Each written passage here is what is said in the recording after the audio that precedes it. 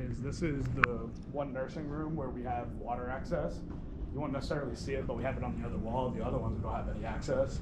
So it'd be a large ask, essentially, or a large construction project. This is the room here. Basically, we're going to put it on this wall. Yes. So this is perfect. Look at that. Knock this part out. We got the water on here. We got water access on the other side. You got an outlet already there. Yeah, we got electrical here. Yeah, that's just and that's sheetrock. That's not going to take anything to fix. No one would even know. It's just our back of house on the other side. The other areas don't have anything on the other side, so we couldn't build nothing. So what does the convention center? This is an issue that because this is fairly new in society, but like the Oklahoma Children's Hospital, what they have, they have a hand sanitizer thing, and then they also have a basic directions, like instructions on how to use this. Yeah, it will come with instructions, I'm sure. Right. On the side panel or something like. I don't know if they have it here. Yeah, there's gonna be something like this. Yes. The ones, the adult station tables don't have instructions like that. Oh, they don't? Well, they come in like what they did is they just kind of put it in a sleeve and hung it on the wall. And then, so like on the first floor, where this isn't, where we just have the baby changing stations, like we need like a little plaque above those. If you need it bigger accommodations, the adult size changing table is located on the second floor. And then on your marquees, do you have like a marquee to tell you where? So we have them outside. When we go back outside, I'll show you. Yeah. We're still working with them. And essentially what we would do, I'll show you kind of my idea for them. We have all these wayfinding things that they're still a work in progress. They were the last thing to kind of come with the construction. It's essentially like you are here marquees, like at malls and airports. Yes. Where you can touch it and see food options. You can touch it and see where bathrooms are, nursing stations are. So we have a number of these.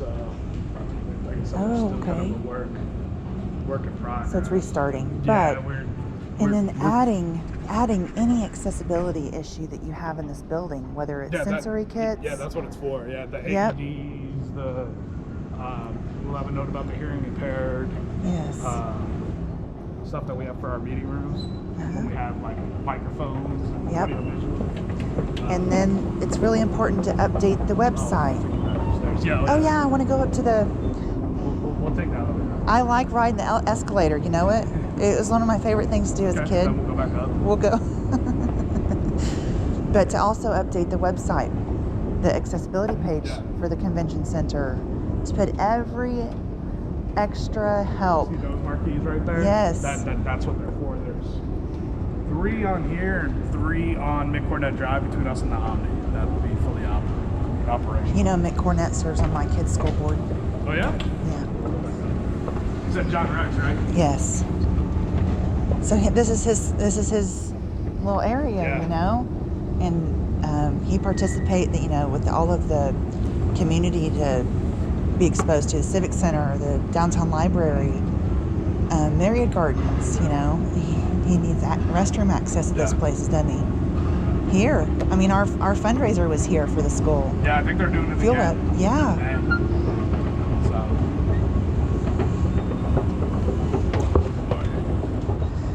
So you told me on the phone one day that you had been doing this a long time and you'd never ran across this issue before.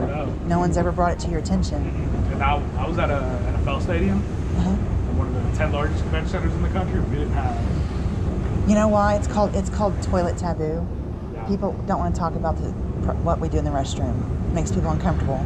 Yeah, it just never came up. And honestly, the women's nursing stations wasn't a thing till like 2016. Yeah. And it came on one event, and then it came on the next event. Right. And the next event, it was like, okay, now we're normalizing needs, right? And now all the stadiums when they get built, all the convention centers when they get built, they get built with those nursing stations. Now, is this the ramp that was added? Correct. Yeah. And so before that, there wasn't this ramp, just the stairs. Correct. So our assistant general manager was a big proponent of this. It was on the original plans when she came aboard. Then we did a site tour one day, because when this building was getting built, we weren't over here. We weren't based out here. We were based out of Cox. So with COVID, we weren't here day to day. It was kind of like sporadic. She came in after like 2-3 weeks out here. She was like, "Where's the ramps that we're supposed to go to?" And they were like, just "Oh, missed? we took them out." Oh, what? And we're like, "No." You can't do that. Yeah, well, their idea was, "Oh, well, you could just go on an elevator from 3 to 4." And we're like, "Guests don't know that. We need ramps." Right. That's the other one. So they got put back on city council and they got built this spring. They're this past spring. I got to come up here at night at Fuel Up. Oh, beautiful. It's beautiful, and I want to go spend the night at the Omni just to be in that pool one night. So, would you agree that on the 21st, the Oklahoma City Building Code Commission is meeting to hear a proposal from our city leaders? They are asking the Building Code Commission to look at what I think it's the 2018 code requirements that are coming down from the state to amend what a family restroom is defined as, to add universal changing tables. Whenever there's a family restroom that's required in a building, on a new build, that it just go ahead and be included, one per building. Don't you think that's... It works for me. Yeah. It was better if we had it built up front. That's right. You know, It's a lot cheaper, isn't it? And they're like $4,000 for the wall mount ones. yeah, I'm not sure what our estimate. I don't know which. After the construction. I'm not sure what it's going out to be. I have a different department trying to figure all that out with the install.